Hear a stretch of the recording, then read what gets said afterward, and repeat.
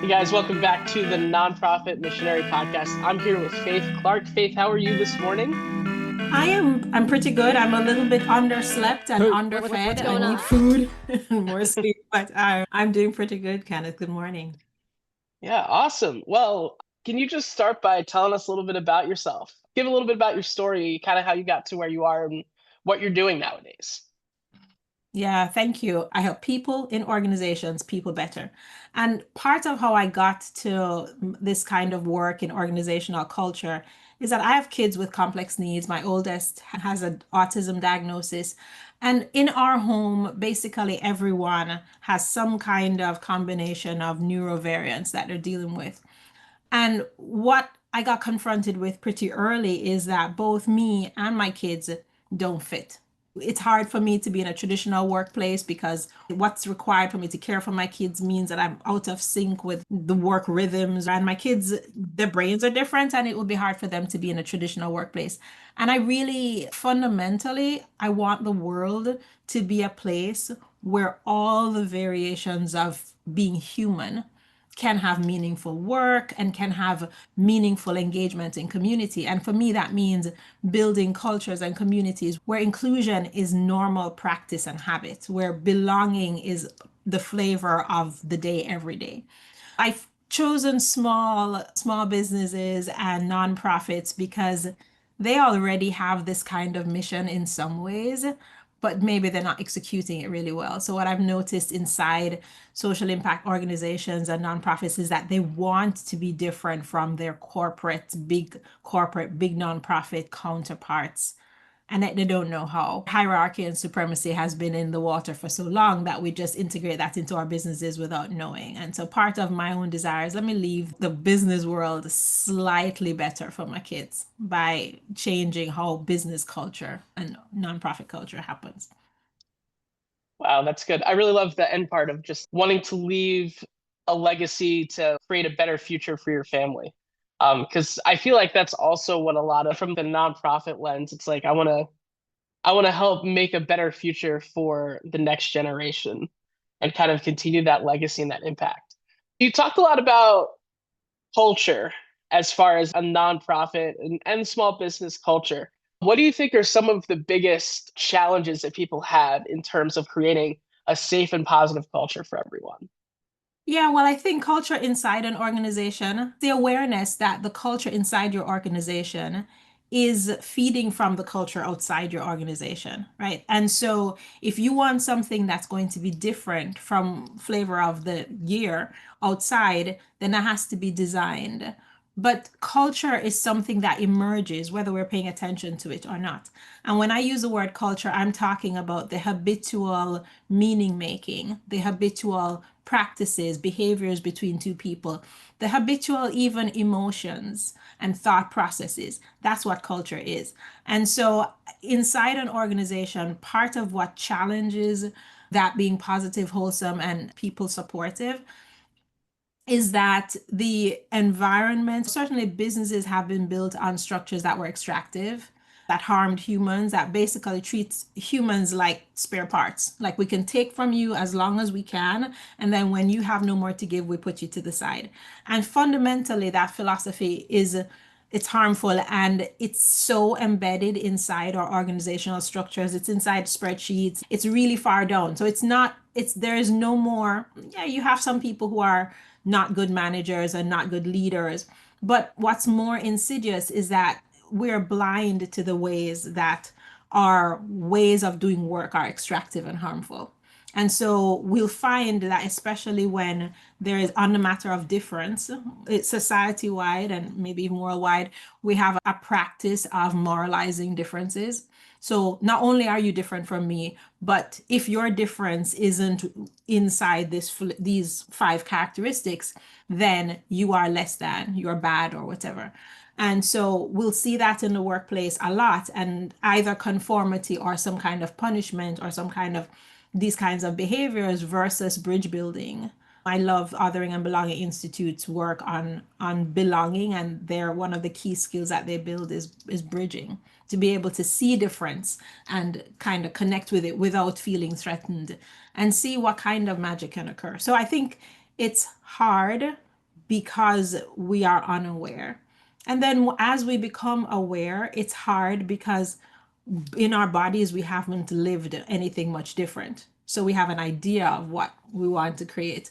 But then in terms of practicalities, we're afraid of the mess. We're afraid of, wait, so how do we do this? I should do it right. Perfectionism in the society also is debilitating. So people are afraid to try to figure something out that they haven't seen before or practice well. That's really good. Yeah, and I do think I feel like a lot of I love when you said it becomes like a moral issue too, where it's not just people. It's one thing for people to kind of have different views, because especially I've seen it the last few weeks with a lot of people on social media where there are very differing views politically, whether it's how you view whatever. But it's not just that they're different views, but if you have a different view from me, you are a horrible person, you are less than. And I think that's so important to kind of bridge those gaps and to kind of help bring people together. What are some ways that people can do that? Is it just a matter of being willing to? What do you suggest? How do you go about kind of bridging those differences? So I think what we have to kind of confront is that the moralizing of difference is something that's kept us safe. I think for a variety of reasons, it's in our DNA almost. And so to address it, we have to be willing to work on it in places where it's not as the risk is not as high. And especially if you're a person with multiple marginalized identities, the risk is very high in terms of when you start to do this. I'm going to help all people, and I'm going to build bridges and all this kind of stuff. Yeah, that you can get run, the bus can just run over you because of the way the structures are in society. And that loss of resourcing and protection and all this kind of thing is a real risk. So I encourage teams, and I particularly encourage leaders who have the power, have the privilege, and can manage the risk to work on this in small areas. So aside from gender, race, and all these the big ideas, politics right now, I am not a morning person. And there are people who are morning people. Apparently, they want to have 8 o'clock meetings. And these people are on teams together. So what we've done is at some point we say, okay, 8 o'clock meeting for everybody. Faith, just make sure you have extra coffee if you show that you are loyal to the team by showing up. Or we say every now and then we'll have a 10 o'clock or a 12 o'clock meeting for Faith. What we haven't done is figured out how to meet both people's needs at the same time.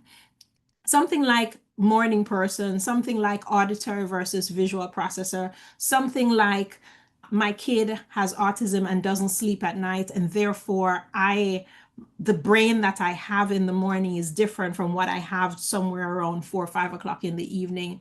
Those kinds of differences that show up in the workplace all the time that are slightly less risky are opportunities to understand and to stay in the discomfort of how do we figure out this both and without judgment? Because I think people are less likely to judge me. Yeah, they still judge me, but I'm not a morning person. But it's less of a stinging judgment than it is for these bigger things. So I tend to say to people that we need to build practices of understanding our relationship to difference and being wide open with it and being able to disclose it. It's like, wow, when you aren't available for the morning meeting, I kind of feel like I feel taken advantage of because I am coming to the morning meeting. For teams to be able to have those conversations, that feels essential and the cue up to building the muscles for the bigger issues, politics, gender, race, and so on. And so I tend to say that you can't begin your work on having difference in the organization, that's diversity, typically called diversity, until you've worked on your practices of inclusion around the small things.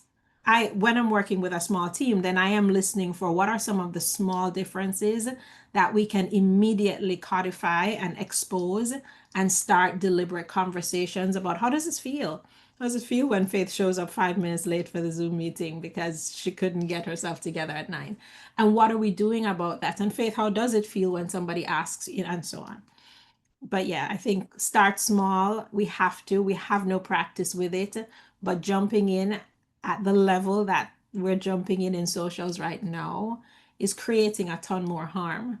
I I don't see any other way aside from try to clean up after, because everybody is so inflamed because of the size of the issue and because of a lack of practice at meeting each other across difference. Wow, that's really good. Especially, I think when we're thinking trying to bridge gaps between different people, I think what you said, people usually go to the macro things like race, gender, politics, socioeconomic status, all that stuff. But really, a lot of our differences start from very small things, whether it is like, I'd rather take notes on my phone versus pen and paper, Mhm. or I'd rather do a meeting first thing in the morning so it's out of my calendar. Or it's like I need that first hour to wake up and get ready. And yeah, I think especially from a leadership perspective, it's so important to have that ear to the rest of your team where you're like, okay, so how does everyone work? This might work well for me, but is it going to work well for everybody else? What would you encourage leaders to do if they recognize that there's a difference that's maybe a little more challenging to navigate? So first, just in terms of some of the examples you just gave, I think the leader needs to be aware of the differences across the team. But I also think that this is not a leader only responsibility, or maybe I'll say that the responsibility of the leader is to help the team co-create its work, its collective work, right? And that means in our normal structures, what we're basically looking for is leadership to tell us how we're working.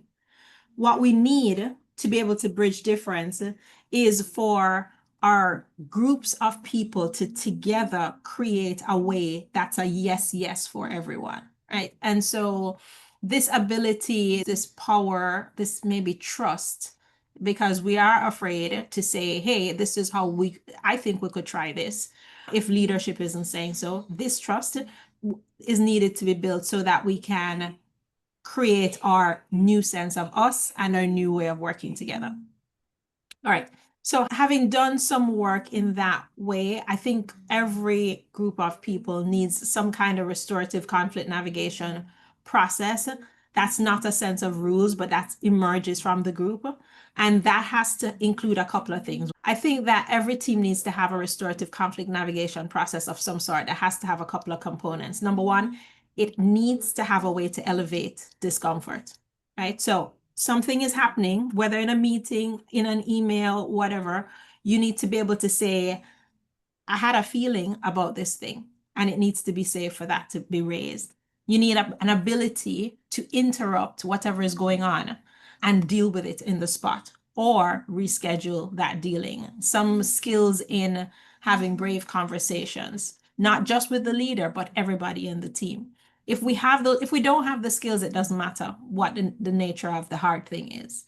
I think that once we're steadily building those skills in, that when the conversations come up that are really polarizing, being able to do those slowly, we go at the speed of trust. We build this environment that says we will sort it out, that we're not enemies, that we're all on the same page, and we slow everything down so that we can hold the space with each other. And if necessary, we bring in somebody that is not directly involved in the conflict to really do the space holding so that people can express what they need to express and co-create. And for me, this is essential that both parties or all parties are co-creating a way forward that is honoring of everybody included. But the ability to having of a process helps all of us know, oh, we have a way to deal with this. It's not just one of these things that's going to be shoved under the carpet, and then when I raise it, I'm going to be trampled underfoot. That because that does its own damage, right? So assume that we're going to have conflict. That's not a bad thing. At the end of conflict is all often innovation and creativity, and a lot of really amazing things happen out through the other door of conflict. And so having restorative approaches that really honor our humanity to dealing with it, I think needs to be in place before the conflict comes in. Wow. Yeah, especially with it, there needs to be a standard that that conversation can even happen because, and it also has to come in with this sense of vulnerability and understanding that automatically the assumption is that you're not going to get defensive and upset about it, but it has to have the lines of communication have to be open.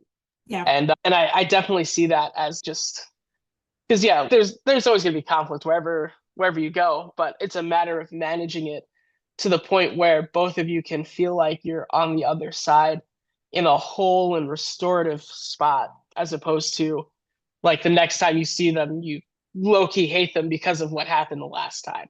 Right. I think too that part of what I said earlier was about their skills required.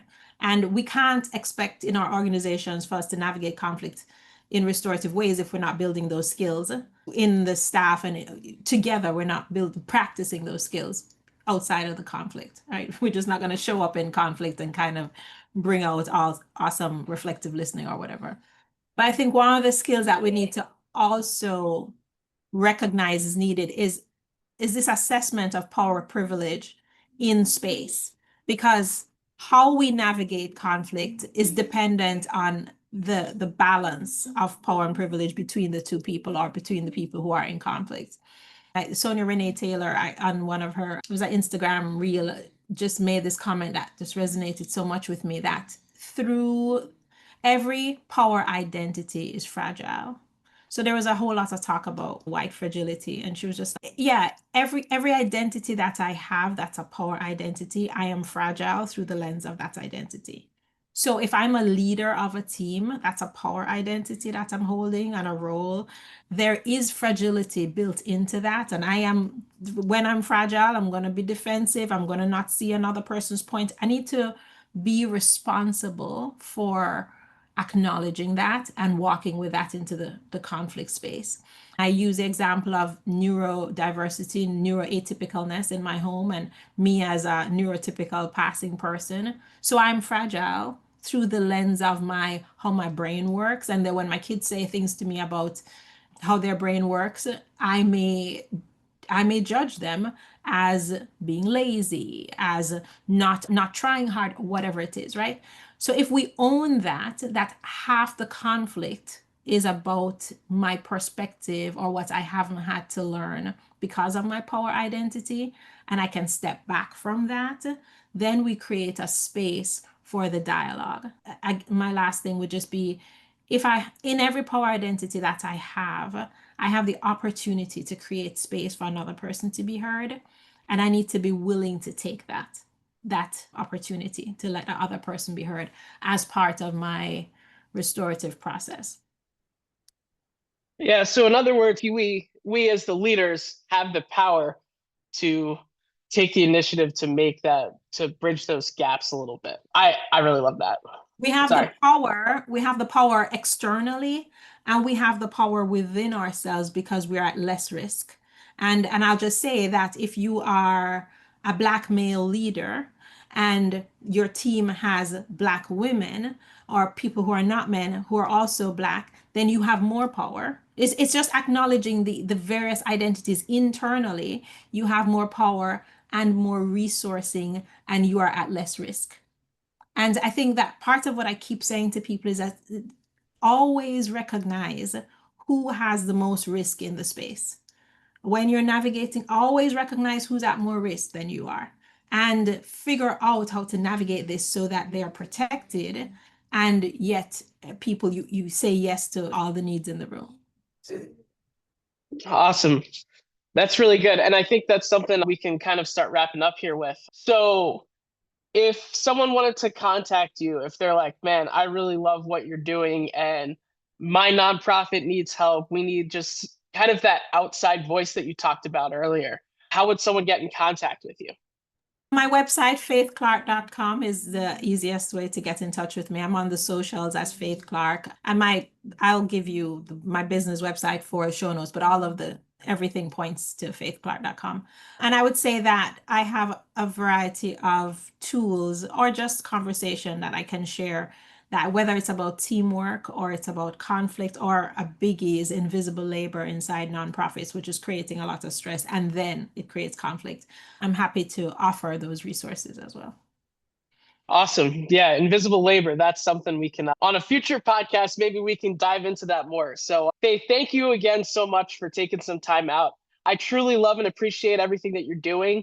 I think it's so important to just have those conversations because especially you don't want to build resentment with people. You want to have those moments where you can just say like, hey, I want to be there with you so that we can build bridges and so that we can learn from each other's differences instead of being pushed away from them. And I think it's such an important topic to talk about now. So thank you so much again. Yeah, you're welcome, Kenneth. Thank you. Thank you guys so much for tuning in. I hope that you really appreciated everything that Faith had to say. I think it's important to talk about because when people talk about bringing diversity, I feel like it's so big picture. And I think just kind of taking those small steps can make a huge difference. So if you like this, feel free to subscribe. Also, head to nonprofitmissionary.com/contact and you can be subscribed to our newsletter so that you can get updates and some nonprofit tips throughout the week. So until next time, I want you to stay faithful, stay funded, and stay safe. God bless you.